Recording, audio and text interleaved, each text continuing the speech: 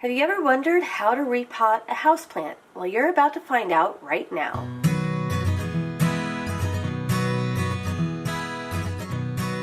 First, you want to prepare your pots. Now, a lot of times you're going to get a pot that looks like this. It has some of these drainage holes that are kind of pre-drilled, but you're still going to have to go in there and punch them out or drill them out.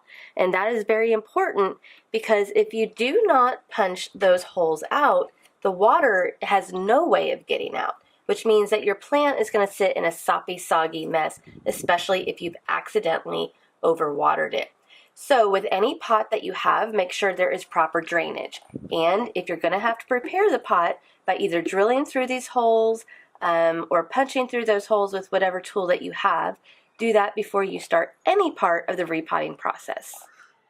Alright, so if you have time, I suggest cutting open your potting mix or compost or whatever it is that you're using as a growing medium and letting that air out a little bit before you do your repotting of your plants. And that's because in the soil there can be little gnats called fungus gnats that tend to grow and breed. And that happens in, a lot. It's really common. It happens in a lot of potting soils, no matter what brand it is, no matter where you get it. I will put a link below about my problems with fungus gnats in the past. So again, if you have some time, cut this open, let it air out outside, not inside. You can actually kind of get this soil a little bit worked up inside to let any gnats fly out that might be in there, and leave that for, I'd say, up to 24 hours outside if you can. If not, it's not that big of a deal, and just continue potting like normal.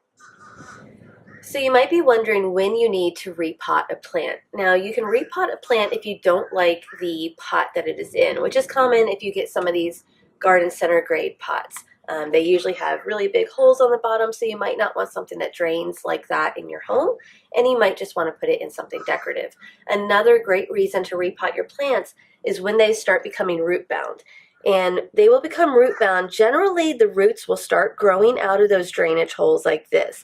That's when your roots are no longer getting any water or nutrients from the soil, and your plant is going to start to die if you don't take care of that. And I'll show it to you on another smaller plant. This is a succulent we're going to be repotting as well. And you can see how those roots are starting to grow out of the drainage holes. That is the number one reason why you want to repot a plant. Okay, when you are repotting a plant, you can put the plant into a pot that is the same size, but that is kind of pointless unless it's a decorative thing and you don't have any root-bound plants. I guess you can do that. But really you want to do something that's a little bit wider. So you can see if you put this pot in there, it has a little bit more around. You don't need it to have like that much more around the plant unless the plant is going to be in that pot for the rest of its life and you want to allow enough room to grow. So this is generally what you want to do, a little bit around, and then you can see that it is a little bit deeper than the original pot. So we are going to be repotting this plant into this pot to give it a little bit more room to grow and to not overwhelm the plant and to keep it a little bit compact in there around its roots. Before you repot your plants, there's no need to water them before you repot them. Actually, that's a bad idea because then you're going to have a lot of muddy mess and you're going to need to water your plants after you repot them anyway to kind of get all of the soil wet and to establish that root system. So don't water right before you repot. But to repot, generally, if your plants are ready to repot, you should be able to gently tug on the pot and plant and have it come out. That's actually not happening. So what I'm going to do is kind of squeeze around the root ball a little bit, see if it'll wiggle out, and there it does.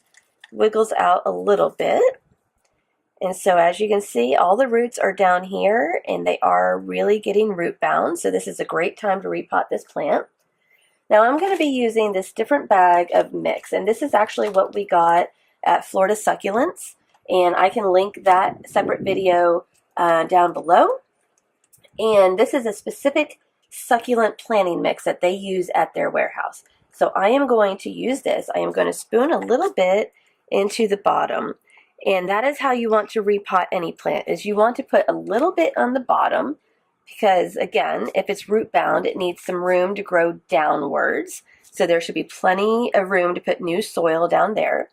And then I kind of put my plant in there. Now at this current moment, as you can see, it's way too low below that lip line of the pot. You want it to be a little bit higher so when you water it, your plant doesn't just sit in water. So I'm going to gently pick up this plant again and add in more soil. And you always start with the bottom first. Never worry about putting it around the sides. I like to kind of put a little bit of an indentation in there just to let the plant settle in a little bit. Now I've got it too high, so it's not a perfect science. You just kind of have to mess with it. All right, so let's try this again. All right, so I think that is a perfect spot right there. Now, as you can see, I still have a lot of places to fill the soil in around the side. So once I'm good with the height that that plant is, then I will come in and surround it with soil. Now you see I'm doing a spoon with this. Honestly, this is about the easiest way to do it unless you're doing a really large plant. It's just too hard to try to pour this soil in around. It's going to just go everywhere. You're going to have a huge mess. So if you have a little tiny area like this, just use a spoon, a little garden trowel that you might have. If you're a frequent gardener, you can even just put it in by hand if you'd like. And you keep kind of tapping it and let that soil go down. And there you go. And after you water it, you might need a little bit more soil, so let's go ahead and water it and see what happens. All right, so when you are watering your freshly repotted plants, just take it really slow. Just do a little bit of water at the top, and that's because you have a lot of new soil in there. That soil is not wet, hasn't been wet in a while, and so you want to allow it to absorb as much water as possible. Watering plants is not a one-time only deal. You first do a kind of a trial run, kind of get everything soft and a little bit wet at the beginning, let it soak in, and then you go in and you add even more water. And that way the soil really absorbs a lot of that water. Just give it a couple tries. Now I've put in so much water that the water is going to come out and I want to dump that. So because this has the drainage still, I can just simply do that. And again, this is really great with any plant, even ones that are existing in your pots. If you have that drainage system, the only way to know that all of your soil is totally wet is if the water starts dripping out on the bottom.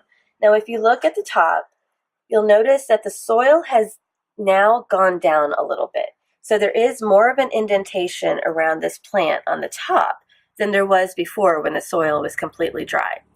Now I can go back in and add just a little bit more soil. I'm not going to add too much because I don't want the soil to be packed up around that stem. All right, I'm going to repot this beautiful succulent in this pot. And this is going to be a little bit different than this one that has the sill built in with the drainage. It's still going. This one, I actually have a reused plant center pot that fits perfectly in here, but you notice that there's no drainage holes in this pot. So therefore, I'm going to put this into this pot, and that way I can take this out, water it, and then put it back in the more decorative pot. So this is going to work in the same way. I'm going to fill it up with some potting mix. Now you might notice that I'm not adding any fertilizer in at this step, and I really don't like to add fertilizer in when I'm repotting things. That's because if you buy a quality potting mix, there should be enough nutrients in there already that should take care of your plant at the current moment. And I'm just gonna, this one actually lifts right out very easily, so that was good. I tend to like liquid fertilizers that you can put in when you want to, rather than adding the fertilizer into the soil, because if you've added too much, then you can't get it out, and it's going to be a hassle. I mean, it would be all in the roots at that point. So that's why I like to add liquid fertilizer a few months after I put it in a new potting medium. Now, this is right at the level that I want it to be. And again, I'm going to add a little bit of soil, and you can see why this is so important to use a spoon, especially with a succulent like this, because it's getting everywhere. I'm actually going to stop and pick this up a little bit.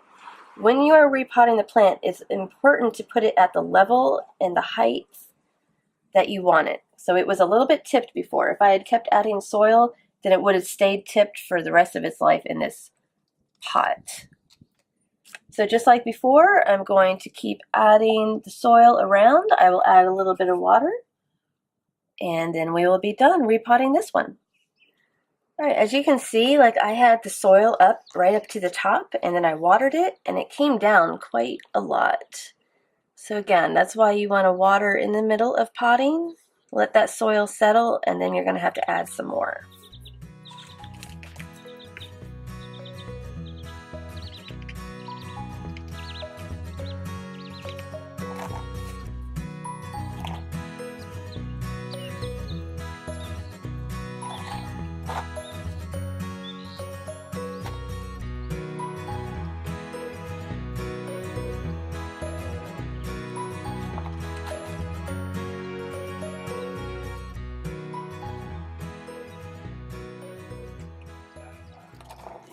Alright, so those are easy tips on how to repot a houseplant. We happen to be using 2 succulents, but those tips will work for any sort of houseplant indoors. They'll actually work for plants that are repotted outdoors as well.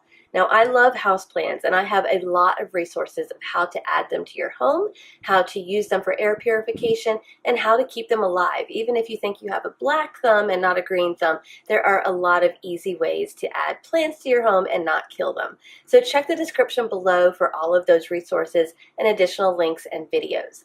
If this is your first time on my channel, I would love if you would subscribe to our channel. Also, if these tips really helped you out, be sure to give it a thumbs up. Until next time, everybody, take care and be blessed. Bye-bye.